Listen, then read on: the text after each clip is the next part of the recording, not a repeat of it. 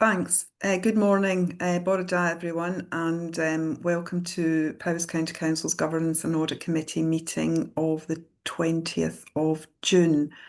Thank you very much for your attendance today.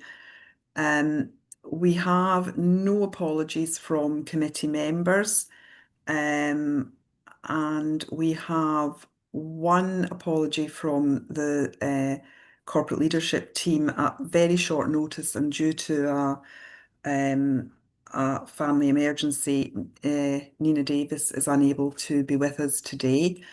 Therefore, we will not take agenda item 8. It will be postponed to our next meeting, and that is our regular Corporate Safeguarding Board activity report.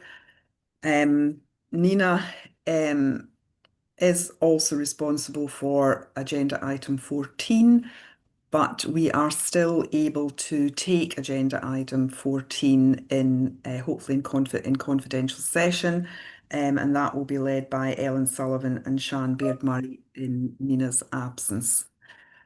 So thank you very much. Carrie-Anne, are there any other apologies that we should record?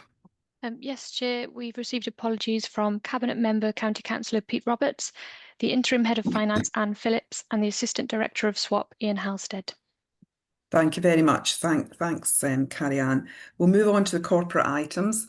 And the first item is agenda item 3, which is an update on the Global Centre for Rail Excellence. And that item is being led by Diane. I'm just pausing, Carrie-Anne, because I can see your hands up. Yes, Chair, sorry. We've just missed item 2, declarations of interest. Gosh, sorry, Carrie-Anne. Disclosures of interest. Does anyone have any disclosures of interest or perceived conflicts of interests in connection with this agenda that should be disclosed? No. And thank you very much, Carrie-Anne, for pulling me up on that. Agenda item 3, Global Centre for Rail Excellence, which Diane is going to briefly introduce, and then I'll take questions. John? Chair, thank you, Chair. We unfortunately don't have the minutes of the last meeting to hand, but there are a couple of items which I'm sure the public will be very interested in. The first one is the meeting that took place between the member of the Senedd and the Audit Wales team and in June, and I'm looking forward to hearing an update on that meeting, if we possibly could, please. Yeah, thanks, John, and thanks for reminding me. There were a couple of items, actually, both for Audit Wales colleagues who are with us today, that had the minutes been available would have been raised, I know, by committee members as matters arising in connection with those minutes. And the first was an update on the meeting that we're all aware took place between the Senedd member and the Auditor General. And the other item that this committee has a particular interest in, given its remit, is Audit Wales's planned governance review. Those matters are in the minutes that we are unable to have today. So I was wondering if Audit Wales colleagues could just give us a brief update on each of those matters, which we would have raised under matters arising had the minutes been available. Sorry, just putting my camera on. Yeah, sure, Chair. Just as an update for the planning meeting that took place, you'll probably have seen there was an article in the County Times about the meeting that took place between us and the member of the Senedd. What we have said is that everything that was talked about during the meeting was a valuable insight into what is perceived to be happening with the Council's planning service. But so the Auditor General is minded, given that we've done one planning review, excuse me, and we've done a follow-up of that review, we're minded not to undertake another further review of planning, but obviously all the information that we gathered during that meeting will be of relevance for the up and coming review that we've got taking place in relation to the corporate governance review. So I think what we'll be doing is using that information to inform further elements of that. But if I hand you over to Gareth, if that is okay, because Gareth is the person who will be undertaking that corporate governance review, so he can comment on that a bit further. But if I haven't answered your question in enough detail, feel free to come back to me once Gareth has given his update in terms of what's happening with the corporate governance review. Thank you very much, Emma. So I think my interpretation of what you're saying is that the matters that were raised in respect of planning can be folded in to the broader corporate governance review, and Gareth's going to give us a bit more of an update on where we are with that particular item. Gareth. Thank you, Chair. I hope you can hear me.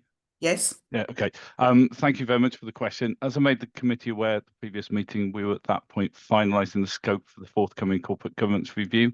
I can confirm that we've now finalised that scope. In doing so, we've taken account of our recent audits, which have included aspects of governance, including those on financial sustainability, scrutiny, risk management and commissioning. The latter of those, the three final ones of those reports will be coming to the committee in subsequent meetings, and we will be communicating with the clerking team around the timetabling of those, Chair. We've also taken account of the recent internal audit report on sustainable powers, which the committee received at its last meeting, and also our legislative basis. We therefore determined that the focus of our corporate governance review will be on whether or not the Council's governance arrangements support the efficient and effective delivery of changes informed by its sustainable powers principles and approach. We intend that the final report will be available to the committee after October, subject to the clearance process for factual accuracy, which we do for all our reports, and the development of the management responses. We will be undertaking the review in a three-phased approach, which will, first of all, we will work with the Internal Audit Service to understand the scope and the evidence used to inform their findings in their recent audit. We will then review any other relevant additional documents based on our questions in our review, and then we will meet and interview relevant officers and elected members, as well as representatives of the Governance and Audit Committee. We will then bring together all of the information and provide you with our findings and our report. So that's the update that we've got for you, Chair. Thank you very much, Gareth. I'm going to pause just very, very briefly to invite any comments or questions from members. I don't want to dwell very long on this item because it is a matter arising from minutes that we don't actually have yet, but it is really, these are two really important items because the planning review has come to Governance and Audit Committee twice, and we obviously have a clear interest in the overarching governance review of the authority. Councillor Pete. Yeah, thank you, Chair. I just wanted to ask a quick question, comments around the corporate governance framework review, and just try to explore that. There's one thing for me that a review says, fantastic, you've got all these policies and they're all lined up on the shelf over there. Are you going to undertake, or can you undertake, any review of the effectiveness of those policies? And if so, how? Thank you, Councillor Pete. Gareth, I'm Yeah. just going to take I'm just going to gather up the questions and then bring you back in, yeah? Yeah. John and John. It's me, is it? Yes. Lynn, Chair, I'm not very happy about the way this planning issue is being dealt with. It's our job to be assured that the departments of the council are working properly and efficiently. The item in the press had a headline, planning not fit for purpose. And that is out in the public domain. It's up to us to be seen to be acting on this and with some urgency and thoroughness. And I don't think subsuming the item into a wider study is sufficient.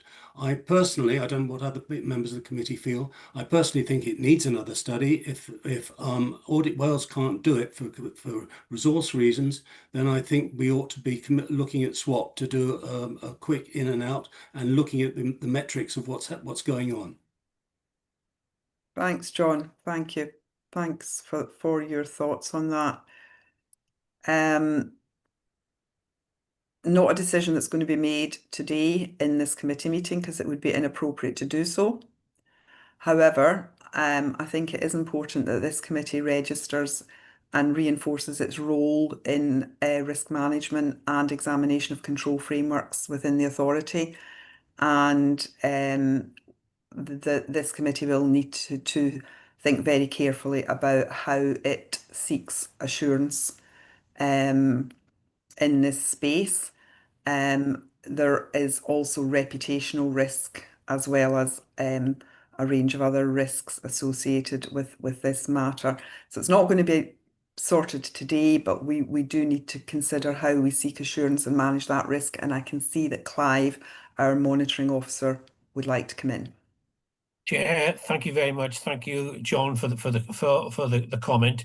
Can I suggest, Chair, that we take this offline and Yes. have a discussion with Audit Wales, because they will may come to their own decision as to why they didn't think a further review was necessary. We need to have those reasoning in our minds when we make a decision what we're going to do next. Yes, absolutely. I completely agree with you, Clive. All I want to do here is to register this committee's interest because it is a matter of risk control framework and assurance, and how in the absence of another Audit Wales review do we achieve that level of assurance that we clearly need as a committee. I'm going to give the last word on this matter to Emma, and then I'm going to move on to the agenda proper. Thank you, Chair. I think it's important for me to state that I've had no contact from Audit Wales or other sources directly as a result of the meetings that have taken place. And if there was something significant raised in such a meeting, I would expect to be notified of that, and that hasn't happened. So I just wanted to confirm that position. Thank you very much. It's important to have that on the record from the Chief Executive. That's important. So I'm going to move us on. These conversations will no doubt continue, but let's move on to item 3, the Global Centre for Rail Excellence, and I'll invite Diane to very briefly introduce her paper in the knowledge that all members will have read and digested the paper, and we'll have some questions following Diane's brief introduction. Thanks, Diane. Thanks, Chair. So this paper is brought to committee today at your request for predominantly looking at the risks for the Global Centre of Rail Excellence and the involvement with Powys County Council.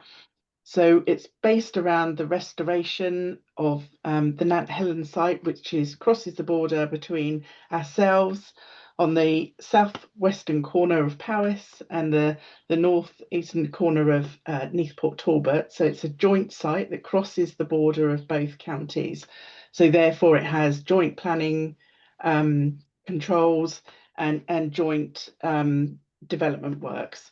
So the GCRE is a 700 hectare site, but obviously has a great opportunity for the site to be restored to a safe level from an open cast mine, and also as part of that restoration, the opportunity to then develop it further into the first ever European site for rail test tracks. So within the restoration fund, there is a balance of just over 5 million.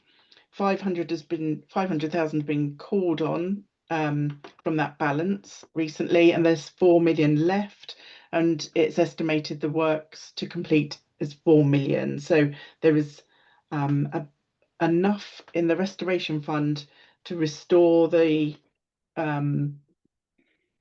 elements that create risk to public health and safety. But that doesn't cover all elements that have been set out in the restoration, as some of those works can't be carried out until the site is then developed, should funding become available. So I just wanted to make a few points there. So I'm open to any questions from the committee.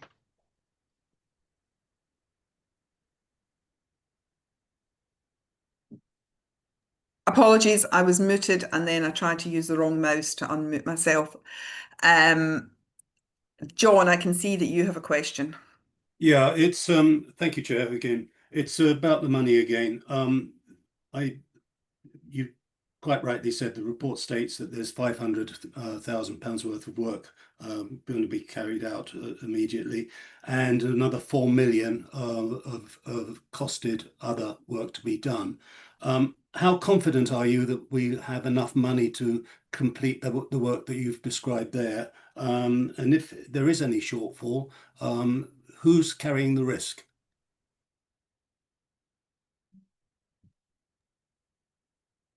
From the works, myself and the chief executive went to site to have a look at the restoration works, and so we have seen the majority of the restoration works, and can advise that the high elements of risk to health and safety have already been reinstated. So I'm confident that the works that are left to complete are able to be completed in line with originally set out. But obviously that's in conjunction with the funding to actually restore and the site to a new rail track testing centre. So I think I'm pretty confident at the moment that we have enough funds to complete that restoration as set out. So and they're completing all works that they possibly can without then impacting on duplicating work should they then develop the site further. Well, actually, confident they're going to develop the site further. Right. So what you're saying is that if there's if we start to run out of money, we just stop working. That's the situation. We leave certain elements undone. Is that what you're saying? There are other elements that need to be restored, but the risk doesn't sit with the council. The risk sits with the GCRE. Okay, that's fine. Thank you. The other point I was going to make was that there is a risk stated in the report that there is a skills deficit, for the highly skilled jobs that would be needed around there. The deficit is currently locally. What, if anything, is being done about that? Yeah, the Global Centre of Rail Excellence have been doing a huge amount in terms of upskilling their future workforces, and have been doing STEM sessions with Year 6 pupils, going out to all of the local schools, providing training and trying to get young people interested in the types of skills that will be needed for the future running of such a site. So they've been doing a huge program to entice people into engineering, etc.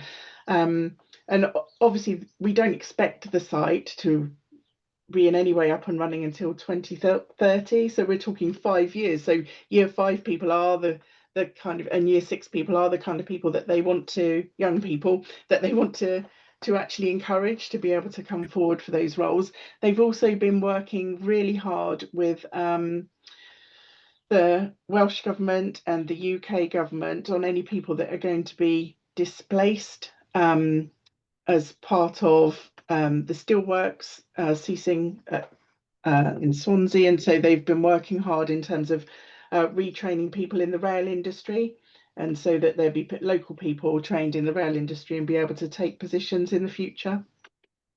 Thank you. Thank you. I'm glad to hear that there is some activity in that direction anyway. Thanks a lot. Thanks, Diane. Thanks, John, for your question. Any other questions for Diane? Gareth, I can see your hand.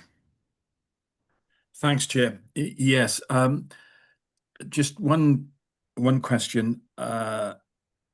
Some time ago, we had a couple of years ago now, we had a briefing where the council mentioned aspirations for a long distance footpath along the edge of the site.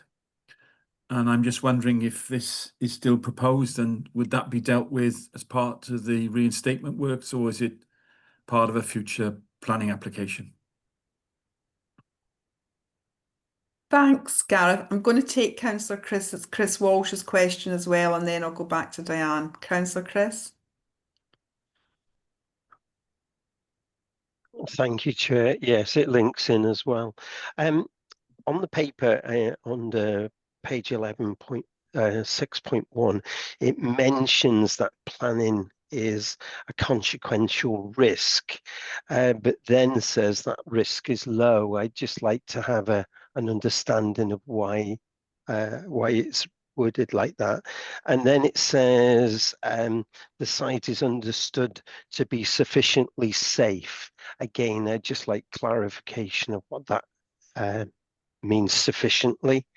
And am I correct that Powys County, we will be the planning authority that would be making that decision? Because obviously we've been given assurance that a planning application is going to be submitted in 12 months' time. So have we got a clear timeline for that? So by June 26, will we have a planning submission? And who's going to be doing that planning submission? I'm assuming it's GCRE. Thank you, Councillor Chris. Councillor Adam, I'm going to give you the last question on this item. If you could ask it now, and then I'll go to Diane to pick up Gareth, Councillor Chris, and Councillor Adam's points. Yeah, thank you. Mine's really a presentational one. If for us as a committee to look at the risks, I think there's a lot of really good stuff inside the paper, but it's inside words and bullets, etc. And actually, when I'm looking at risks, reading a risk register is a traditional way, normal way, helpful way visually for me anyway, so that it's the risk, it's the likelihood and the impact, because actually there are some significant impacts here, but the likelihood is quite low. Planning, for example. So being able to see that, being able to see the mitigating actions, the inherent risks and the residual risks. It's hard to tease that out. I have to read the paper 3 or 4 times to write my own risk register to actually then understand the risks now and how we're managing the risks. So it's a presentational question. If not for now, then maybe for future papers. Yeah, thanks very much, Councillor Adam. It's a good point, and I'm sure Diane can consider that for any future assurance updates that we receive. Diane, I'll go back to you to address the questions, please. Okay, yes. So Powys County Council are the main planning authority for this site, but it is a joint, it does cover both us and Neath Port Talbot. So we do have joint planning guidance and joint planning considerations. So we look at that in a joint aspect all the way through. Now the planning risk is low because there is an approved planning restoration and development of a rail track. It's already got approval, so that's why the planning risk is low. But as you develop, write your business case and look at opportunities, obviously these things change over time. So that's why they're looking at putting in a revised planning application. But obviously that's on the back of they do have a planning application. So, should that not be approved, they can revert and look at what they had originally. As part of that planning application, there is the requirement to restore a footpath which goes right around the edge. So that is in part of it, and I think that's even been further considered in terms of a cycleway that connects between north and south as well. So, and I think in future, if there was an amendment put forward to those planning applications, I think they're looking at actually improving access as well. I think I've covered all of the questions there, Chair. Thank you very much. Thank you, Diane, for the update and the focus on risk. That's really helpful. So I think this committee's primary interest as a governance and audit committee is in the risk profile that this project, the council's risk profile in connection with this project, and so perhaps at a future date we could have another conversation to give us assurance that risks in connection with the local authority are being managed appropriately. Risk and uncertainty is clearly an issue for a big an understatement for a significant project of this nature. So I think we all want to continue to be assured about the management of risk in connection with the local authority. But thank you very much, Diane, for the paper that you've given us today. I'll move us on to agenda item 4, which is the Strategic Risk Register Q4 report. And I'm hoping that, I can see Bets is on the line. Bets, if you could just very briefly introduce the paper, drawing the committee's attention to any significant changes. But please assume that the committee has read the paper and scrutinised the risk register, and then we'll have some questions and comments from members. Bets. Of course, Chair. Can I just check, does Councillor Councillor David. Yeah, sorry. I'm fine. I always Betsy, call you Councillor David, and I couldn't remember your surname. I was just wondering, does Councillor Thomas want to say anything? Yeah, I'm fine, Bets, for you to go ahead with it. Yeah. Okay, no problem, Councillor Thomas. Okay, so as Chair just said, assuming everyone's read the report, so just a very quick overview. The purpose of this report is to set out the Councillor's latest position on managing its key risks contained in its strategic risk register. At the end of Q4, there were 14 risks on the strategic risk register, and all of these the owners of those risks have been asked to provide a short summary of progress since the last quarter, and also to give assurance and that they're looking at the mitigating actions, that they've been actioned and monitored. So you'll see the full detail in Appendix A of all the 14. You'll also see Appendix B, which visually shows you the results in a heat map format. Under point 3.5, during Q2, 2 risks have changed their probability or impact rating. That is reference WO0022 and CT0067. I'm not going to go into more detail, as you said, so hopefully the fuller details in the report. Under section 3.6, just like to highlight that digital services would like to de-escalate the following risk. That is, if we receive and act upon a phishing email, then there is a risk that our information and systems will be vulnerable to a cyber attack. Again, the reasoning for de-escalating that is in the report. And finally, before I move on to recommendations, I'd just like to highlight under point 3.7, Audit Wales was in during March 2025 and came to do an audit on risk management and interviewed the Chief Exec, Chair of Governance and Audit, portfolio holder, and myself and a range of senior officers. I've written in the report is expected to be published end of May. We were expecting the draft in May, and we were then advised it would be published end of May, June, but currently we haven't received the draft. So it's obviously delayed a little bit. And then finally, moving on to the recommendation. So it's recommended that the Cabinet notes the current strategic risk register and it's satisfied with the progress against the mitigating actions for Q4 and approves a de-escalation of CT 0067. Thank you, Chair. Thank you very much, Bets. And just before I bring in Councillor Graham, I'll just remind the committee of its role in connection with this strategic risk register, and we're asked to scrutinise the strategic risks and the control actions.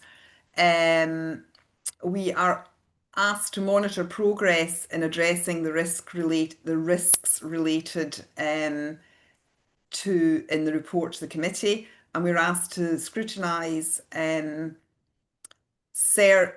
service project transformation and partnership risk, and we are asked to consider the effectiveness of the internal controls and monitor the implementation of agreed actions in connection with this strategic risk register. If colleagues could bear those points in mind. I'm going to bring in Councillor Graham, then Councillor Chris, then Councillor Pete. Yeah, thank you, Chairman. It's a digital services recommendation over the de-escalation that concerns me. I'm really uncomfortable that we're asking for this to be de-escalated. I think current situations we live in. You know, worldwide massive organizations such as Marks and Spencer's recently have come under a huge attack, which has cost that company over £300 million to date. So I'm really interested to know why we feel that we are so confident that we have control over this, that we can de-escalate a risk which I would consider to be one of the biggest risks that the authority has, because the sheer significance of being hit by a cyber attack for this authority is unthinkable. So I'd be strongly opposed to such a move unless I can be convinced that we have come up with some kind of super system that makes it absolutely certain that we cannot be subject to such a hit. You know, there are companies across the world that have far more finance at their hand to try to stop this type of thing happening, but it isn't. And the truth of the matter is that it takes one human error, one person to make a slight error with a phishing email, and this authority, regardless of what systems we put into place, is at a serious risk. So I'd like to know why we feel that we're safe enough to be de-escalated. Thank you very much, Councillor Chris. And if you hadn't asked that question, I would certainly have been asking it from the chair. So can anyone help us with the answer to that question, please? Yes, I'll come in there, Chair, if that's okay. Thank you, Councillor Breeze, for your question and your concerns there. So just to go through this risk. So with the risk, the impact, exactly like you said, the impact of a phishing attack still remains high. When we've reviewed this risk, and we have looked at this over quite a few months, and rightly so, like you said, with the recent attacks that we've seen as well, but the impact definitely remains high. But what we've slightly reduced is the threat. And if I just talk about some of the reasons why we've kind of reduced that threat. So why we have is that we've actually purchased and deployed extra phishing detection software. So we've got that across all our kind of systems, which picks up in the background any detection of any phishing kind of concerns there.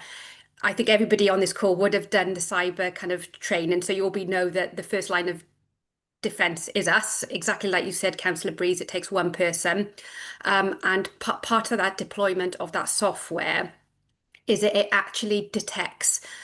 We actually roll out extra phishing training. So every month we roll out phishing tests that we will push out fake phishing emails to see whether staff and members click on that. Obviously they're fake, they're not real. When staff or members click on that, we're able to identify those staff, and we have targeted training for them then. So every month we do this. Every month people do click on it, and we're able to target them to ask them to do the refresher training, and also we work with them as well. So in light of the extra software, the detection phishing software that we've implemented, and the quite robust training that we've now put in place of every single month, we felt the actual threat could reduce kind of slightly. This risk is still a high risk for the council. It's still up there, but with that extra additional resource, finance kind of back in, that we felt that we could just reduce the threat slightly on this one. Thank you very much, Ellen. Thank you. Can I just come back, Chair? Yeah. One come back. Thank you for that, Ellen. While I appreciate a great deal has been done there, you know, my own feelings are still that this should be a risk of real high importance, and I would hope that Councillor David is listening, and when this comes before Cabinet, it will be discussed at length. Thank you. Thank you, Chair. Thank you very much for your question, Councillor Graham. Thank you. And thanks, Ellen. I'm going to go to Councillor Chris now. Yeah, and I picked up the same issue because cyber criminals will change their behavior and change their tactics on a regular basis. So it's not a stationary situation, it's an evolving one, and I think that it feels slightly complacent in reducing it down. So a question now that would then arise is, what does this save by you reducing this risk down to the level that you've done compared to where it was before? Because if you put more enhancements behind the scenes, understand that. But a related question is that operating systems are going to be changing at the end of the year, certainly from Microsoft, in relation to Windows 10 not being supported. I know in some organizations they can buy additional licenses to continue that support, but we'd then be moving to Windows 11. Does that then expose us to any additional new risk coming through? And how much is reliant on Windows 10 compared to Windows 11? Because we had the same thing when, certainly in the NHS, or when they went from Windows 7 systems. Some systems will only work with the older systems, not with the newer ones on the. And then my other set of questions is on page 16 of the report, there was some targets in there about vacancies being reduced to 180 by Q3 of 24-25. I just wanted to know whether we achieved that on there, and likewise, did we hit the 64% average to recruit on the first time in Q2 and Q3? You give those as targets, but what we've not got is any outcomes, and I'd like to see what that was on there. And then I'd be particularly interested to understand whether you've got any rationale regarding the particular reasons we've seen increases in re-enablement and support worker recruitment, because I've also heard the same thing in relation to support services within health. And I just wondered whether there is a change happening within our communities, that they're now starting to see those roles as a career option moving forward. And I just wanted to see whether we'd been proactive as a council in trying to do that. And I'll stop there, Chair. Thank you very much. We have got a lot of questions for this item, so I'm going to call time on hands. Ellen, I will bring you in, but Councillor Chris has asked his questions. Then I'm going to go to Pete, John, Councillor Pete, John, Councillor Adam, and then Councillor Rafe, and then we don't have time to pursue this item, and that's actually quite a lot of questions for one item, but it's really important and it's core business for this committee. So, Ellen. Thank you, Chair, and thank you, Councillor Walsh. Just picking up on you're exactly right in terms of outdated operating systems. And we're on Windows 10 at the minute, and with Windows 10 moving over to Windows 11, October the 14th is a cut-off date.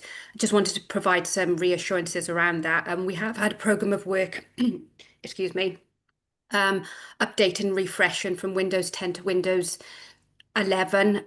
We've updated 2,500 devices, which are now on Windows 11, leaving, I think, is about 320 left to complete in the next four months. The report's telling me 320, but it would be a lot less than that because the refreshers have been pushed through, but they take a bit of time to pull through on the kind of report. So I just wanted to provide those assurances that all of our devices will be on Windows 11 by the cut-off date, and we've completed just shy of kind of 90% to date. So just wanted to provide that assurance to you. Okay, thank you.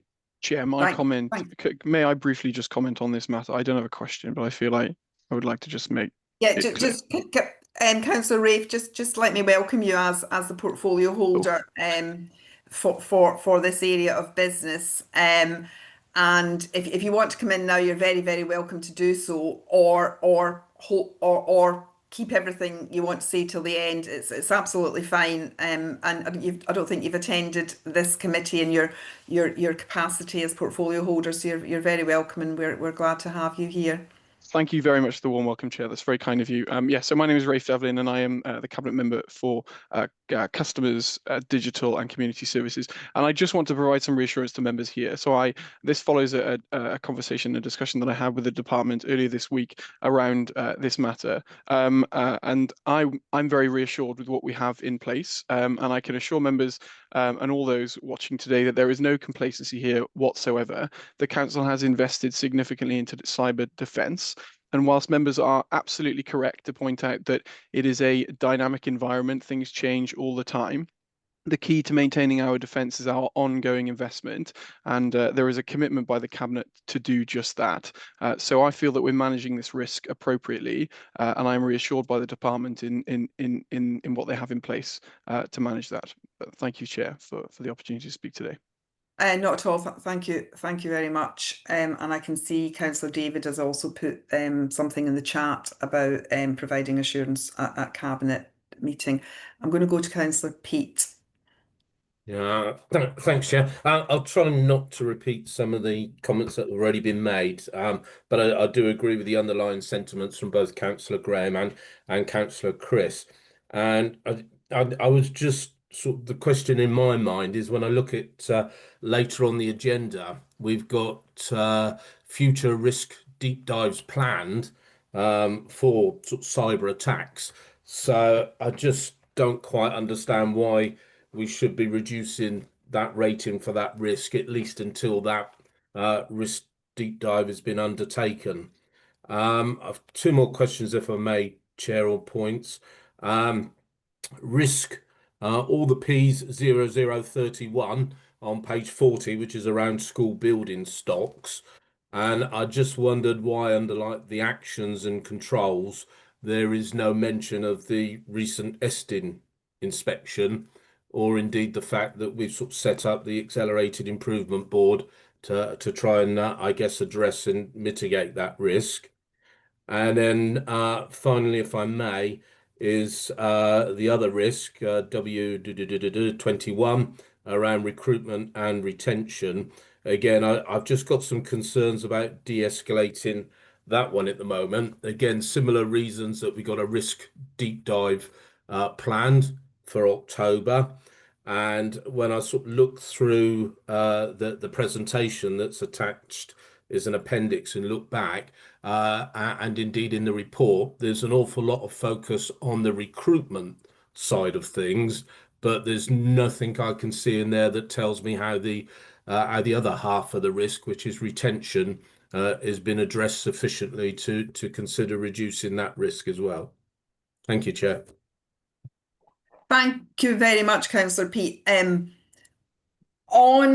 think I'm bound to make a sort of general point before I bring in colleagues. It's not really down to this committee to determine the scoring of the risk. So if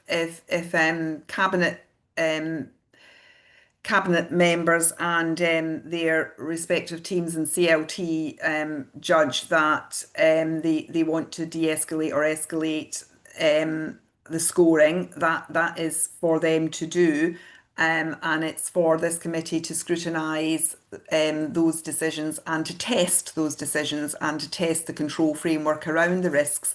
Therefore, it's entirely appropriate for us to conduct the deep dives.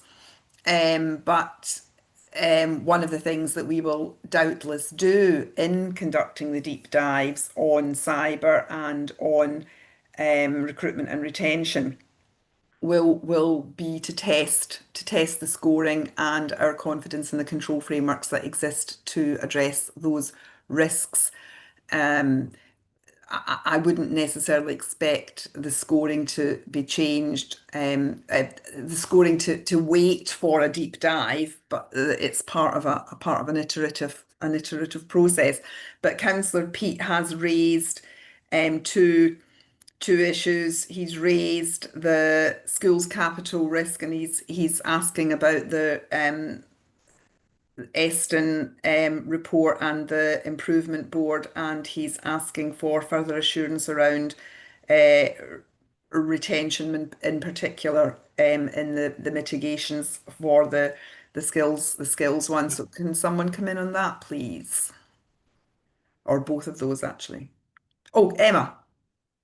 The education element, I don't think Councillor Roberts is here to respond on. He's not. That. So I think it's too early to make changes to the risk around education at the moment. The one that's on the list there. We've got our improvement conference on the 2nd of July with Eston. We've presented the draft integrated business plan, which goes beyond responding to the 4 recommendations in the Eston report and goes broader in respect of that, and taking those elements through committee. So I think the best thing will be that we monitor this going forward. Councillor Lewington noting the points you've made around the AIB. So we've established the structure and the Accelerated Improvement Board. We've held a number of meetings already. We are starting to see actions being completed, but it's about the whether they've had an impact or not yet, and it's too soon for that impact, I'm afraid. So the level of risk still stands, but we'll monitor that as we go forward around the education element. Thank you very much, Emma. Councillor Peat, just for clarification, were you asking? My interpretation of what you were asking was under the control and action section. It doesn't mention the improvement board. Yeah, no, you're dead right, Chair. Yeah, Yeah, I wasn't suggesting we reassess the risk rating. It was exactly that. Why is there not something in the narrative to show what actions are being taken? Yeah, I think so. I think Councillor Peat's point, colleagues, is that in the control and action, it just says targeted support, professional development, collaboration, monitoring and evaluation, and it's quite hard to understand what that means. So that's still relevant, isn't it? Because the risk is around school improvement, and the elements around our particularly around secondary elements and category, and those are the areas, yes, we put in place an accelerated improvement board, but actually the work that we need to undertake is more detailed than that, and it refers to the integrated business plan that I was referring to earlier. We need to go through the mechanisms with Eston first, and we need to have sign off, which is scheduled the 2nd of July. So the AIB isn't a control in itself. It's actually what we do is the important element, and that needs sign off with Eston. Right. And okay. once we've done so, we'll review that, and then we can update as we go forward. Yeah. Thanks very much. I think as a general point, and apologies to colleagues for coming in when I had already queued up the questions. As a general point, I think one of the things that the committee is struggling with is the level of detail or lack of the level of detail generally in that control and action section, where it's very hard to understand and seek assurance around the control framework for any of the risks, including that one, when it just says targeted support progress, action in progress, or monitoring and evaluation, action in progress. It's quite hard for this committee to fully understand and gain the necessary assurances. That's a general comment from me, not necessarily specific to the point that Councillor Peat was making. So I'd really appreciate it if Bets, if you could take that away again. I know we've asked previously, but it's quite hard to get the necessary assurances. John, and then Councillor Adam, and then I'm going to give Councillor David the very last word on this. Sorry, Chair. Sorry if I may. Sorry to be rude. I didn't get an answer to the retention. Oh, sorry, Pete. Sorry, that's my apologies, Pete. No problem. I moved us on too quickly for the retention point. Is there anyone who can take that, or should we make that an Kath? Should we include an action for perhaps Richard Jones to come back to us with advice on that risk? Chair, yes. Yeah, Right, we'll okay. take that back. No one from education teams here, so we'll take that as a formal action and ask for a response, please. Is that okay, Councillor Yeah, Pate? that's fine. Thank you, Chair. Thanks. I'm going to go John, Adam, and then Councillor David. Thank you, Chair. Bets has described to us the way in which she asked the risk owners to update things regularly. It's fair to say that the updates are a mixed bag. One, indeed, update concerns me greatly, and that is on page 24, risk EDR 0011. Page 24 and page 25 are actually repeats of page 26 and page 27. It's been copied and pasted with new dates put on, and it reads as absolute nonsense because the review having been conducted in May speaks of the previous March in the future tense. That's we deserve better than this. Thank you. Thank you. Thanks very much, John. I'm simply going to ask officers to note your comments, and perhaps those comments will be noted and taken in discussion in the light of Audit Wales's risk management report. When we finally see it, we could perhaps have a rounded conversation which draws in those kind of observations which you've met, and whatever, and we don't know, whatever comes through in the Audit Wales report, we could perhaps reflect on that. Councillor Adam. Thank you, Chair. And I probably want to pick up on that idea of a rounded conversation. I've got two very quick things, and then the substantive one. The quick one is a presentational one. It's particularly in relation to the heat map. Can we try and use the titles of the risks there? I find it very hard to keep looking at codes and referencing them back. So just in terms of presentation and being able to read things. My second key one, I think you just picked up on 3.7, Wales audit report due. Yes, it'd be really nice to see that in the context. That's because I think the reason I put my hand up is why is it so important to see? And I think our role, as I'm learning, is around the governance and oversight of risk. And I think that report hopefully is addressing that.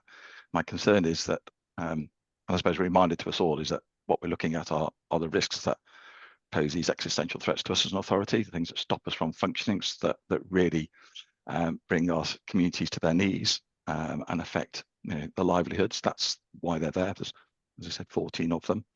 And it feels a little bit to me that we're not managing the risk management process. So the risk is we're not managing the risk management process as I look at it and read this.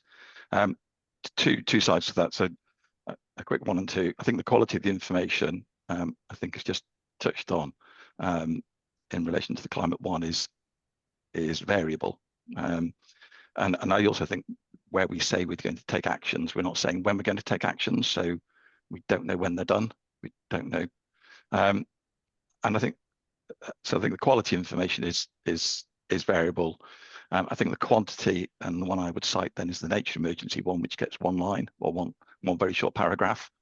So it's just that disconnect between these are the existential threats to us as the authority and our communities, and what are we doing about it? So there's a quality and quantity question. Therefore, it feels to me that there is insufficient information to allow any of us to really judge how we're doing.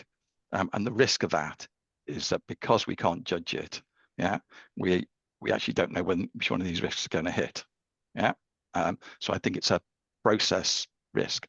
The second couple of bits very quickly. So in places, the actions being described are not directly or sufficiently related to the stated risk. And a big one of those, these are the areas I know about, so forgive me.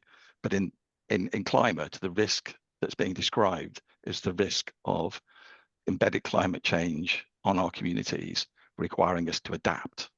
So the response should be an adaptation response.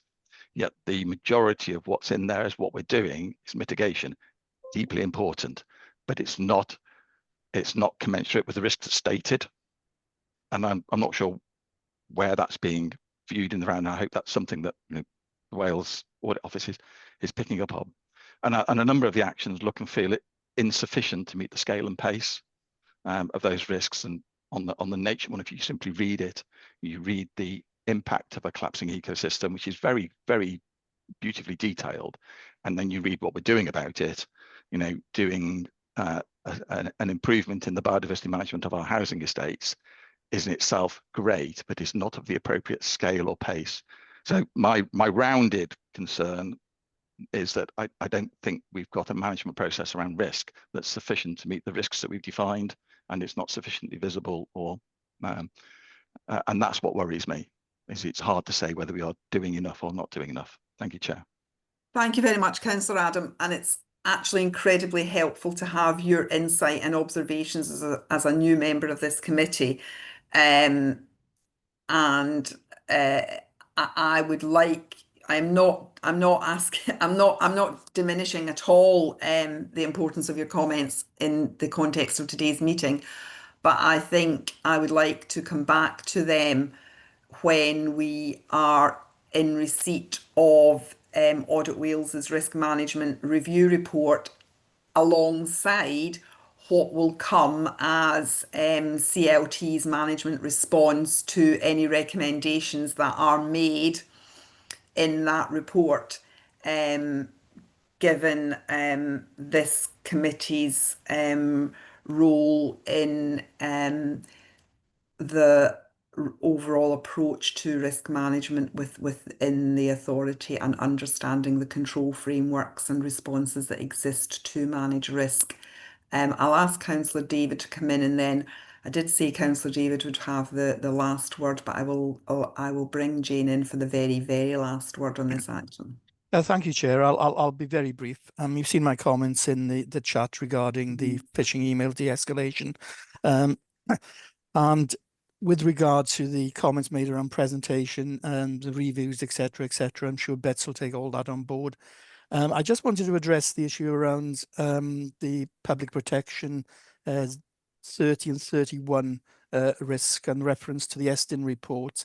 But both those risks, when they were put on the register, were actually referring to the school's major improvement grant, and how that wasn't sufficient to cover much of the work that needed to be done. I just want to assure committee that there's a separate report being put together with regard to the safeguarding risks that were identified by Estin, and the funding has been identified to address those issues. So I don't see that becoming a risk in the future. But obviously, if a risk does come out of it, then we'll certainly consider including it on the risk register. Thank you very much, Councillor David, much appreciated. Jane, and then I will close and move on to other items. I'll be quick. So yes, I believe we do have a very robust framework, and we do have a very robust system within which all the detail around the risk is included. Obviously, the reports don't give you necessarily the granular level of that information that's held in the background. So I appreciate where you're coming from in that aspect, Councillor Kennelly. But of course, the review and the Audit Wales review will be reviewing all of that, and they will, of course, then be able to give committee that independent perspective on assurance levels around the way we do manage risk here in the authority. So just wanted to pick that up, Chair. Thank you very much, Jane, and thank you very much, Councillor David, and Councillor Rafe as well for supporting this item. And the Chief Executive needs to leave, but thank you for your attendance, Emma. It's much appreciated. Just before we move on, the committee may have noticed that the risk appetite paper has been delayed again. Bittersweet in a sense. Part of the delay is due to CLT and the Cabinet wanting to take a further look at the risk appetite paper, which is very welcome that CLT and the Cabinet are doing that. But I just would emphasise the need to bring that paper to the committee at the earliest opportunity. But I will thank Bets for her paper and her work in this area, and I will move us on to agenda item 5. I think we may lose Councillor Rafe as well. I'm sorry that we haven't reached the 2 particular agenda items but by the time that you may have to leave, but we need to move on to agenda item 5, the Treasury Management Report, and bring in James Chappelle, who'll briefly introduce that paper, then we'll take questions. Good morning, members. This is the sort of usual quarterly report and a bit of a end of year update covering the treasury management affairs of the county council. As you can see, significant work was done during the year to realign the capital budgets to better reflect the spend, and this year we've got it within a few £1 million.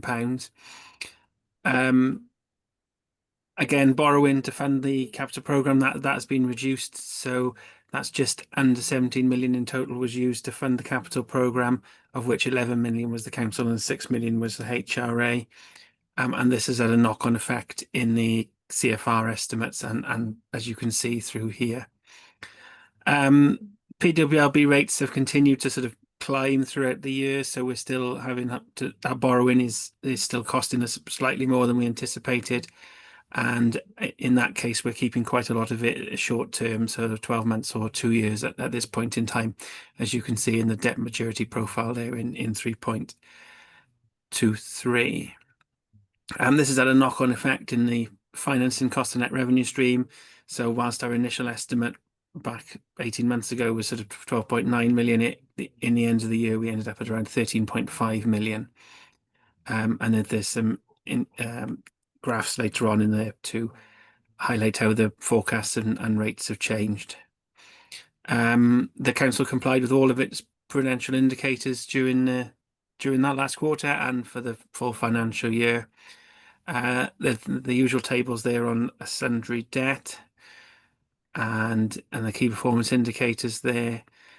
And as usual, there's a narrative provided by MUFG Corporate Markets, that's formerly known as Link Group, our treasury advisors, and the usual VAT appendices are there, tables in the appendices.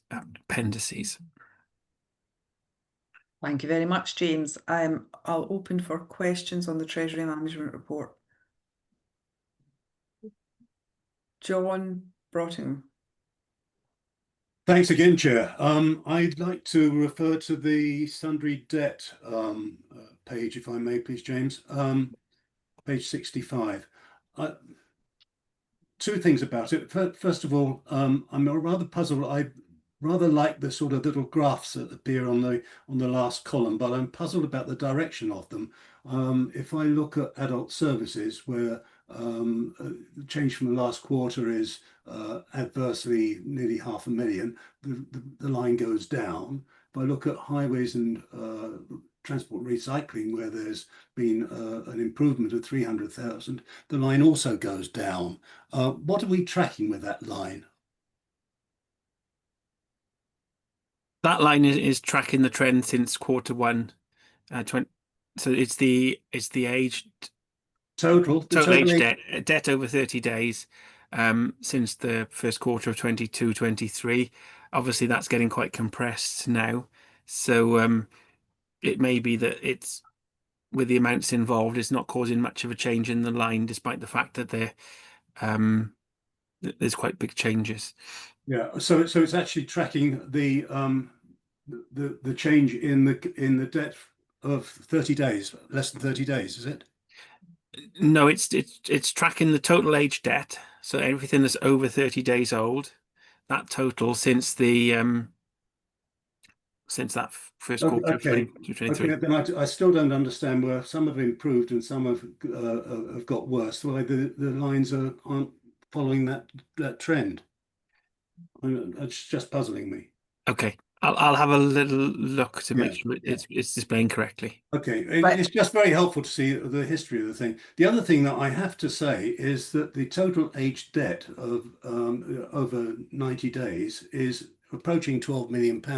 That's an enormous sum of money, and it's certainly not just in, I know a large slice of it is in adult services, but it's spread right across a number of departments.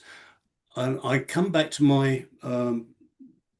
my concern here is that we wrote off quite a considerable sum of money at the end of the year, the end of last year.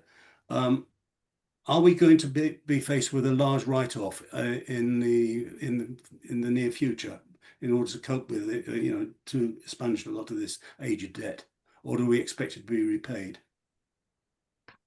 The debt will be reviewed by services as it is, and they've got access to the finance dashboard and all the information there to make that decision on whether the debt is recoverable or not. In all cases, debt is only written off in line with the policy when the council does not believe it can no longer recover that debt. I do understand that, but I mean it's really piling up, isn't it? Jane, do you have any thoughts about whether this is going to be repaid or not, or we're going to have a lot of write-off? I know you're looking at a lot of your data now in the light of the new system that's going in. I think the comment is fair, John, and I think in some aspects we know why the debt is delayed, and they are for valid reasons, and we know it's going to be several years before we do recover some elements of that debt. But I think in terms of each of the individual service areas, we have tasked services with reviewing their debt now that they have better oversight through the finance dashboard. But I think as part of the working group, they are working through specific elements of it, and I think that is something that they can have a look at in a bit more detail for us to fully understand which is valid and long term and always going to be long term, and which is actually perhaps not being actioned by the service. So yes, we can pick that up, John. That would be very useful. Thank you. Yeah. Thanks very much, Jane. Kath, can we put that down as an action in the record for today, please? Councillor Adam. Yeah, thank you, Chair. I like this paper. I genuinely like lots of numbers and getting detail, but I did have to read it 3 or 4 times to fully understand it. So I have a sort of broad comment, which is it's actually for a layperson or for somebody just dipping in and out of it, it's actually quite hard to work out whether we're doing well or bad, and where the risks lie. So it's just sort of a reflection, and there's as an example. Let me get the right table. Table 4, which is 3.29, I found very hard to read and understand and work out what it was telling me. I'm not asking you to explain it here in this meeting. I'm just saying it. I'm used to reading accounts, and profit and losses and balance sheets, etc. But I found that quite hard to read. And actually, the table I thought was most interesting is 3.23, the debt maturity profile. And I was looking to then add in the numbers around that, which is, okay, so that's how much is our level of debt? When is it maturing to be repaid? When do we think we're going to add more to it, and so on? So that forecast running out as to whether we're going up and down and those sorts of things. So not those did. So that sort of ready reckoner, but it linked to the question, and here's the question, which is, if I find the right point, we talk about debt being 25% of our income, excluding council tax, 3.44. Total debt represents 12% of the annual generated income. What I didn't know is whether that's good or bad. What's our threshold? Are we? I know in companies I sit on, we know what our reserve should be. We've got set barriers. We know when alarm bells go off. I wasn't quite sure in reading this paper whether 25% was good or bad, and I thought that was one of the key markers. So maybe you could answer that question and potentially reflect on, for people like me, you only dip in and out of these things on an odd basis, whether we can sort of improve some of the presentational bits. Thank you, Councillor Adam. Thanks very much for your observations and your question. James, can you address, please? Yeah, so there's 2 different types of debt talked about in this paper. There's the long-term debt to fund capital, and then there's the sundry debt, which is where we've raised invoices for supplies and services to customers, and we have not received that money in yet. The figure, the 25%, is just a comparison of what income the council receives in a year and how much it's received. So it would give you an idea of almost how many counting days it's taken for that to come in. I don't have any comparators to other councils, but we can have a look and see if we can build them into future reports and see how that is. When you talked about the debt maturity profile, as part of the treasury management strategy that's approved by council every year, there is a table in there and a chart in there which shows the debt maturity and the capital plans and the borrowing in there, that does join it all together. I think this report is a bit backwards looking rather than forward looking, and it's in that the tables in that report there. Brilliant. I knew it'd be there somewhere, but yeah, that would aid my speed up my understanding anyway. Be 1 cup of coffee, not 3. Thanks. Thank you very much, Councillor Adam, and thank you, James. Are there any other questions for James? If not, I will move us on. Councillor David, sorry, I should have asked you. Thank you, Chair. Just a brief comment.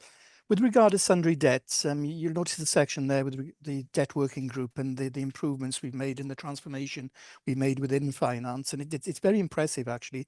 It really excited me, the work that's been done around the dashboard and the automated email process, etc. So perhaps at some time in the future, committee might like to see a small presentation around the work that's been done there. Yeah. Yes, Councillor David, I think that would be really helpful, perhaps in one of our member development sessions. That would be incredibly good. Thank you. Yes, Councillor Adam. So I had one small technical question in 3.4.7. This was because obviously our biggest debt around that, Councillor Davis, in adult social care. And there's a bit in there which is this debt relates to and often deferred charges are placed on their properties. And what I couldn't read is whether I was looking at the figure. If I look at the figure, where is it now, for adult social care, whether I'm looking at the figure before we've placed those charges or the figure after we've placed those charges. Because obviously if we place the charges, it is a different sort of debt. It's a debt that we will get back because it's placed against the property. So it's secured debt, whereas the rest of it is unsecured debt. That was one I couldn't read. And I thought just that in all your dashboard, because I do think stuff in the dashboard is, and the stuff that that board have done looks really quite interesting, David. That's the one I couldn't see. It might be in there, but I couldn't see it. Thank you. James, is that something you can address just now? So within the finance system, we do have each of the debts marked as what stage it is at, the stage of recovery. So whether there's a charge placed on a property or not, the table overall gives you the overall figures of the debt, and there will be different a breakdown within that. Some will have been deferred charges placed on properties, some will not, depending on the stage of where they are.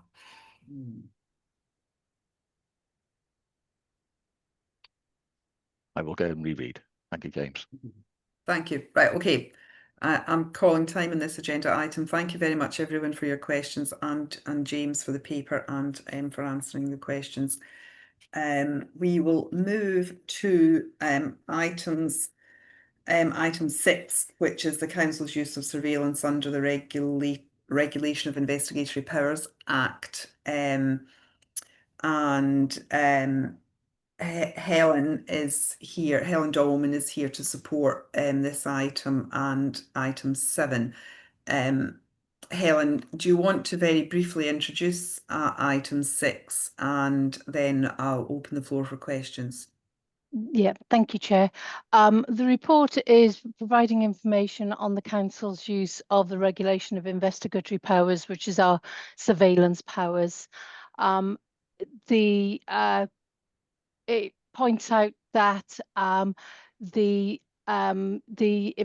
Council was subject to an investigation by the Commissioner's Office back in July 2022, and that all recommendations of the inspector have been completed in the last year. In terms of our use of RIPA, through April 23 to March 24, no use of RIPA has been made. And the policy which governs our use of RIPA has been revised and is included with changes made to communications data and the change of the Chief Executive, who is the person responsible for authorising for the use of CHIS. which are human intelligence sources, would authorise those. And that's pretty much what all the report needs to say. Thank you very much, Helen. Do any questions for Helen on this report? Councillor Peat. Yeah, thanks, Chair. I'm a couple, if I may. Yeah, and thanks very much for that, Helen. And it did make it feel very Australian to me, referring to it as Ripper, but so helped to bring it alive a bit. Yeah, a couple of questions, Chair. I was just I found some of it confusing actually in terms of dates. So the report again is a year out of date because it covers 23 to 24. But then in paragraph 4.1, it then talks about April 24 through to December 24, I think. So, yeah, well, 1 minute it's saying it's finished the financial year end of March, and then it adds in some extra information. Under 3.1, I think the second sentence is a duplication of the first sentence, but just wouldn't like clarification on that. Picking up on what Helen said about the 8 recommendations, I didn't know if there was anything, even in terms of headlines, that needs to be brought to this committee for us to seek assurance around what those recommendations were. And then if I may, Chair, just looking at the policy, section 3.14 of the policy, I am pleased to see it cross-referenced to things like the whistleblowing policy, and it does say that I think it's a CHIS, a covert human intelligence source, that would include whistleblowing cases. But I'm back to one of my favourite themes around a joined-up approach. So this report is telling me that we've had no rippers for this period of time, but then I know from what we've seen numerically from whistleblowing, we have had some whistleblowing cases in that report. So I've got one report telling me I've got some cases, but were there any CHISs? No. So I guess I was just trying to ask, in terms of a joined up approach, when we get a report for whistleblowing coming to audit and governance, could it perhaps include an extra column that tells us yes or no whether CHIS was involved? Does that make sense? I can see you looking quizzical. No. Helen. Yes, in terms of, I'll try and work backwards, Councillor Lewington. Yeah, sorry, Helen. Yeah. Yeah, it's fine. In terms of CHIS, not every whistleblower would be a CHIS, and a CHIS is quite a specific a piece of work. And so if a whistleblower was determined to be a CHIS, then the appropriate approvals, etc., would need to be taken at that time. So in this case, based on the information we've got, no whistleblower was determined to be a covert human intelligence source. Yeah, no, thanks, Helen. If I may, sorry, I get that. So I'm seeing this in isolation here, but I was just saying when I get my whistleblowing report, could we add a column that just says CHIS in no, just so it's joined up the two things? I can discuss that with the officers who prepared the whistleblowing report. So your next question was, I'm just going back through the reports and trying to work out. There was the 8 recommendations, and whether the 8 recommendations from the inspector were reported through the regulatory tracker and were completed towards the beginning of the financial year. So the information and the request of the inspector would have been reported through the regulatory tracker. Okay. Okay, I guess I suppose it's just sorry, it may just be me. I was just thinking again about a summary of what those 8 headings were, perhaps, and a thumbs up for committee that don't worry, everything's okay. See regulatory tracker. I don't know. Other members may not feel the same, but yeah. Okay, thank you. Thanks, Helen. Thanks, Pete. I can see Clive wants to come in at this point as well. Clive. Thank you, Councillor Lewington. I think this committee has actually been through the regulatory tracker and asked questions with regard to RIPA in the past. So I think that's the means by which the assurance is given. But I'd also like to give further assurance, and I know it's outside the extent of this particular report, but the IPCO recently, within the last 3 months, have done their recent investigations. And based upon the information we've supplied in terms of, because they do it every 3 years, they've looked at us again and decided that they're not going to investigate anything essentially because we haven't had any RIPA activities, and therefore the risk is very small. Thank you very much, Clive. Thank you for making that clarification. Any further questions for Helen, or is the committee content to note this report on the basis of the information provided and the discussion that we have had? Okay, no further questions. And Helen is also up for item 7, which is the Corporate Complaints Annual Report. Helen, if you could briefly introduce the paper and then we'll take some questions. Thank you, Chair. So the Corporate Complaints Annual Report covers the periods of time from November 22 to October 23, and then November 23 to October 24. Through those periods of time, we saw a significant increase in numbers from 22-23. And then we've seen a very slight decrease in complaints for the last year. However, what we have seen is an increase in complaints that have been upheld. So whilst we might have seen just a few less complaints, we have seen an increase in those that have been upheld. As part of the work in developing this report, we have taken steps to work with the services to try and identify, and we've used 2 different approaches through the 2 different years to try and identify the lessons learned since currently, or up until earlier this year, the system doesn't report or record the lessons that the organisations and the service areas are learning from the complaints that they're dealing with and the actions that they're then taking to make improvements. Through the year, we have made changes to the system. From the 1st of April, the system now asks the investigating officer to identify the recommendations or the lessons learned and the actions required to make improvements. We're still working on how we'll report that, and that information will then be presented through the next year's annual corporate complaints report.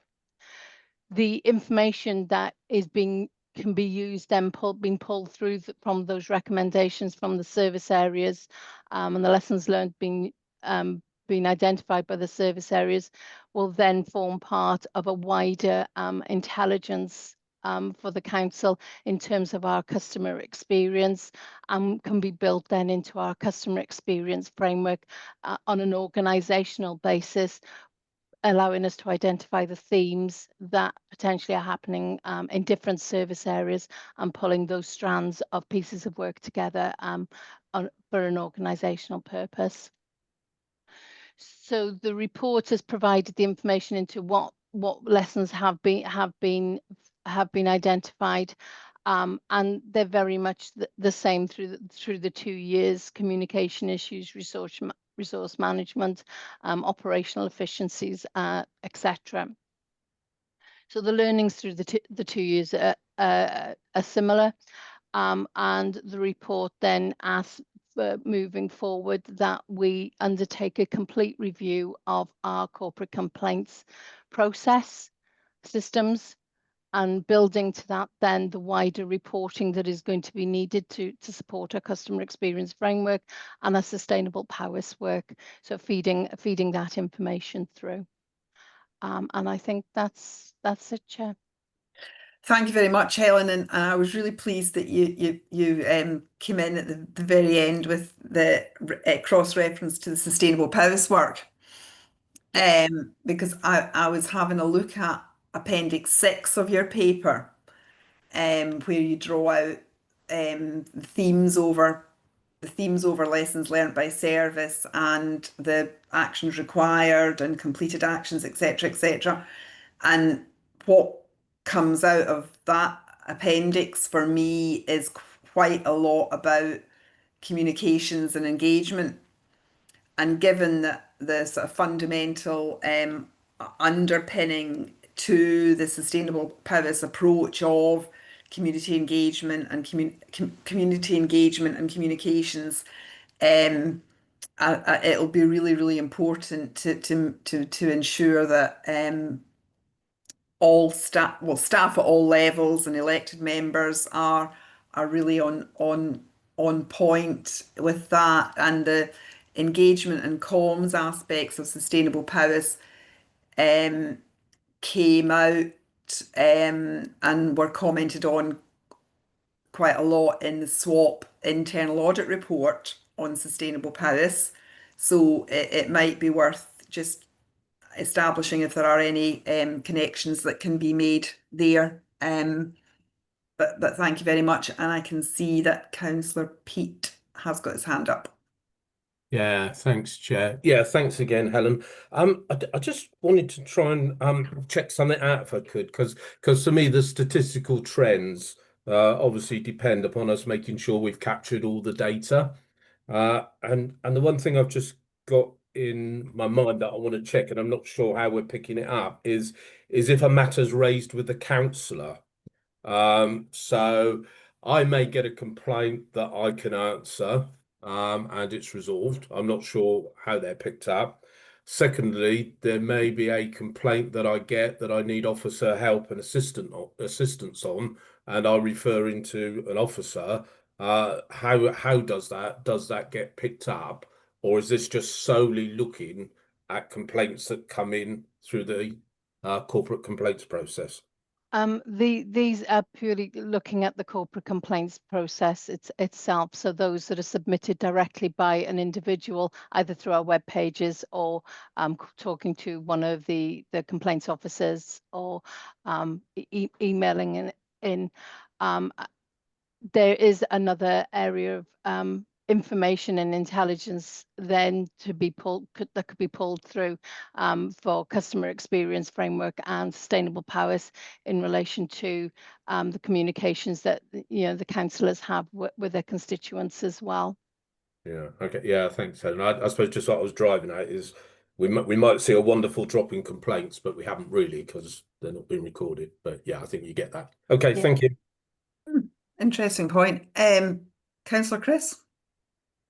Yeah, thank you for the report. I think it's really helpful. I noticed on, what's the table number?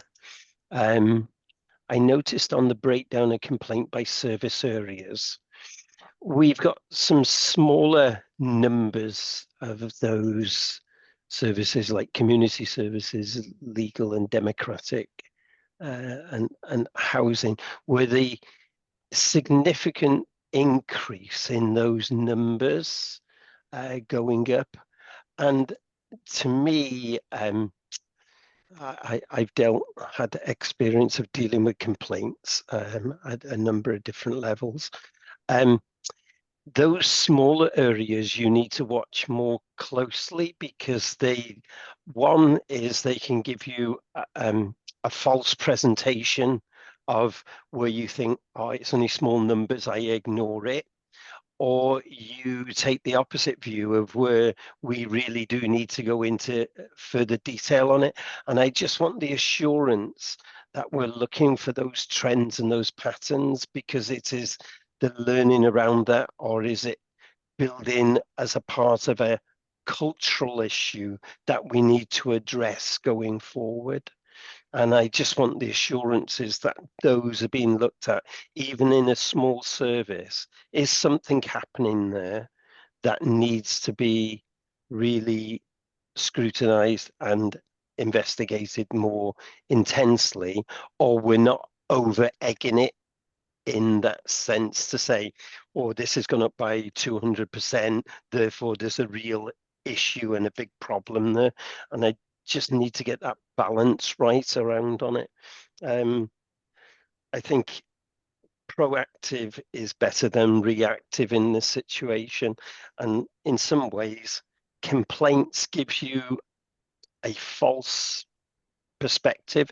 If you turned this around and said corporate feedback, it changes the whole dynamic, and that on this, so language is really important and sensitive here to how we then interpret some of this as a part of it. And I'll stop there, Chair.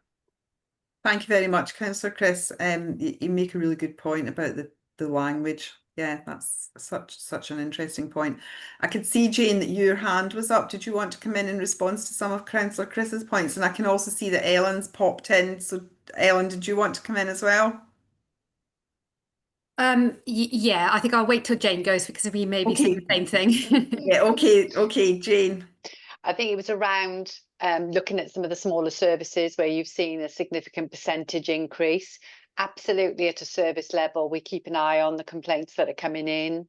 There's a specific section in the self-assessment to make sure that we review that over an annual basis as well. So we really look to see what those complaints are, the reasoning for it. You know, as we all know, what certain decisions made by council at certain points can increase the number of complaints coming through, and so on and so forth. So yes, all service areas through their self-assessment should really have an eye on that and understand it, and then of course take any mitigating action as a result of what they're seeing. So just want to give you that assurance. Thank you. Thanks. Ellen, did you want to add to it? Yeah, just to say I completely agree with what you're saying, Councillor Walsh, in terms of it is the whole point of making sure we've got a system in place to look at the lessons learned, is to look at that prevention bit. I can assure the kind of committee, it really doesn't matter if a service has only 5 complaints or a service has 300. We look at them all, and actually the themes that are picked out, even for the ones that only have 5, there's kind of lessons learned in there across all services. So that's why it was so important for us to make sure that we capture the lessons learned and we have that strategic overview so we can learn. So definitely the services that may only have a few, those few may be the most important complaints we should be looking at, where the others may not. So they've all got value to us. So just to provide that assurance. Thank you very much, Helen. Thank you for coming in on that point. Thanks, Helen. I think the only other point I would make and is around the time. Helen knows I'm going to make this point. So we need to have annual reports on these business areas in a timely fashion. So sort of looking at information governance, complaints, surveillance, I really request on behalf of the committee that that officers put in place a more effective pattern where at the end of the reporting period that Governance and Audit Committee sees the report relevant to that reporting period in a timely fashion, say within 3 months. I'm not saying it has to be within 3 months. I'm just making the point that I need to ask for the committee to receive more timely reports on the various reports that it receives on an annual basis. And I do understand that Helen's team has been under-resourced in the past, and I sympathise at a personal level, but I think it is really important that in line with good governance that the committee sees reports in a timely fashion. So I'll just end on making that comment, but thank Helen and Ellen very much for the work behind the work that goes into preparing these reports and providing the service to the council. I will move us on. As I said earlier, we are not taking item 8 because of a short notice urgent absence of Nina, and I'll move us on to item 9, which is the Q4 regulatory tracker update, and ask Catherine to very briefly introduce that item. Catherine. Thank you, Chair. Yeah, so the report provides an overview of Q4, which is January to March of this year. The tracker is accessible to those in the council, but for ease and transparency, an extract has been included in the report pack itself, which is on page 175 through to 177. During Q4, there were 46 regulatory recommendations on the tracker, and of those, 22 were new, details on page 171. 33 recommendations remained open during the quarter. 29 of those were progressing well and marked as on track. There were 3 off tracks, including actions that related to decarbonisation, planning and information governance, and we did have 1 recommendation without an update. 13 recommendations were completed during the quarter, and these included recommendations relating to asbestos inspections, mental health team reviews, and several from Audit Wales. Thank you. Thanks very much, Catherine. Does anyone have any questions or points of clarification that they would wish to raise?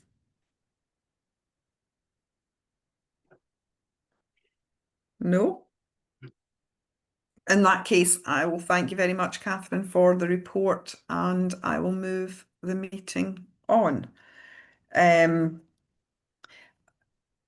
Item 10 is updates from the committee's working groups. I'll start by advising that the internal audit working group hasn't met since the last meeting of this group, but it meets next Wednesday on the 25th. So when we next meet, I should be able to give a more detailed update on the progress that the internal audit working group is making. I believe Gareth, the capital working group met, the re-established capital working group met for the first time recently. Gareth, is there anything you'd like to add or share with the committee? Is he gone? I've lost Gareth Hall, but I think I've said it anyway. The re-established capital working group met recently to recommence its considerations, and so we probably just leave it at that for now. And I believe Councillor Pete, the report of the whistleblowing working group has now gone to Cabinet or is scheduled to go to Cabinet shortly. Okay, thank you, Chair. I'll move us on to item 11, which is the schedule of risk deep dives. The only thing I would add at this stage is to ask if the climate emergency deep dive could be taken together with the nature emergency risk deep dive. The last time we looked at those two risks together about 18 months ago, and I certainly found it helpful to look at them together, so I would make that recommendation going forward. I can see Councillor Adam wants to come in. Councillor Adam. No, and probably just to second you on that, so that makes a lot of sense to me. And to, I suppose, to note that there's one of the points I made about the risk around adaptation and mitigation. Not to delve into it, but there is a piece of work going on in a day workshop being held on risk and adaptation in the county. So it's not the county council and our institutional responsibilities, but it's the county-wide one. So it was just to try and make sure that we read across into some of these things and therefore look at our deep dive in a timely manner. We have things like our carbon accounts in September, so hot off the press. Obviously net zero is seen as a critical issue in setting financial targets. Doesn't get a budget at the moment. And so just having it so it appears in a timely manner to learn from that other learning and before budgets get set would be my ask.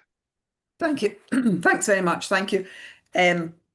So I'm looking to Carrie Ann and Kath then to reflect on Councillor Adams' comments about the timing of the climate emergency and nature emergency deep dive, and if we could set a date for that before we finalise the budgets going the next set that be prior, so that we can it can so that anything discussed there has the opportunity perhaps to influence the next financial planning round. Any other comments on the risk deep dive schedule? No. I'll move us on to the work programme. The agenda includes some detail on our next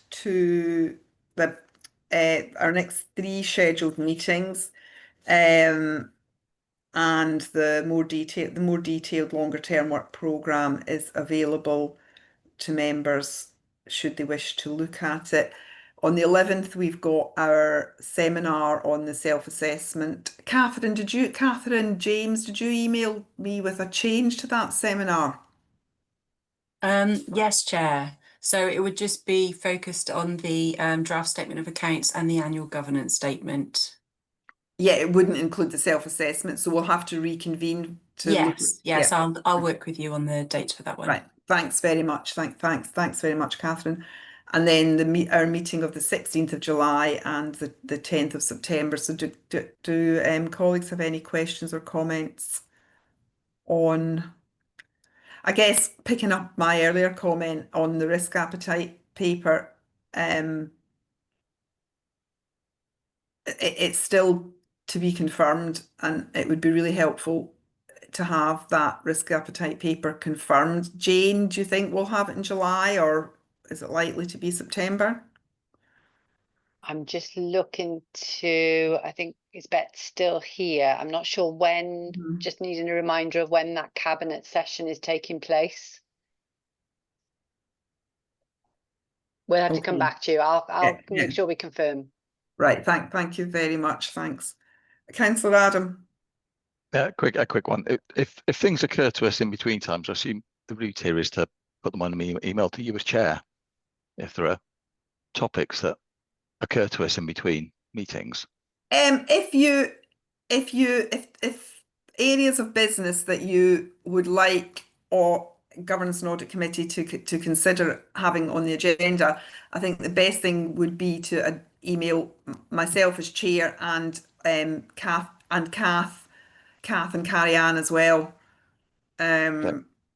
just so that the governance team are cited, and then we'll look we'll look at any suggestions of items and assure ourselves that they fall within the remit of the committee, obviously before anything's scheduled, and can't promise that anything that comes up between meetings would necessarily make it onto the agenda for the next meeting, as officers need time to plan things. But certainly if anything occurs to you, Councillor Adam, myself, Kath and Carrie Ann are the best port of call in the first instance.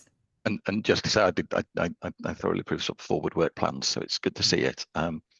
Good to see it go out a little bit further. So, for example, today when the Wales Audit Office talk about their governance report and talk about it being October, that at least, even if it's in pencil, to be confirmed, etc. Oh yeah, absolutely. They're very visible to us. Yes, yeah. Thank you very much.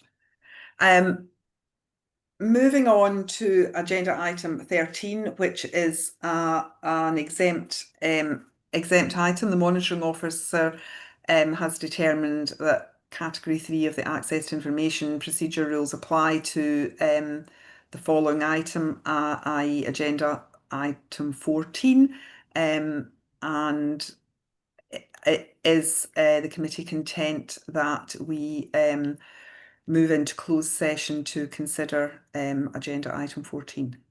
Move. Thank you, John. Someone second, please. Councillor Peat, thank you very much, and Councillor Adam and Gareth. Right, thank you very much. We'll move into closed session now. So Chair, I'd like. Chair. Sorry, Gareth. It's Clive. It is. I'm sorry. Oh, sorry, sorry, Clive. You need a vote as well, not Well, just vote. Sorry, we need a proper show of hands. You do. Thank you very much. Full show of hands, please. Yep.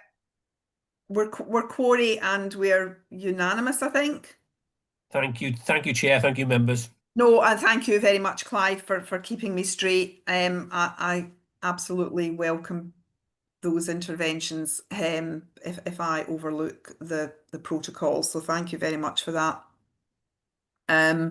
So we'll close the public meeting, and with thanks to all officers and members who've contributed to today's meeting, and move into a closed session for agenda item 14, which Ellen and Shan are going to lead us through in the absence of Nina. But we also thank Nina for her work in this area, and look forward to seeing her at a future meeting.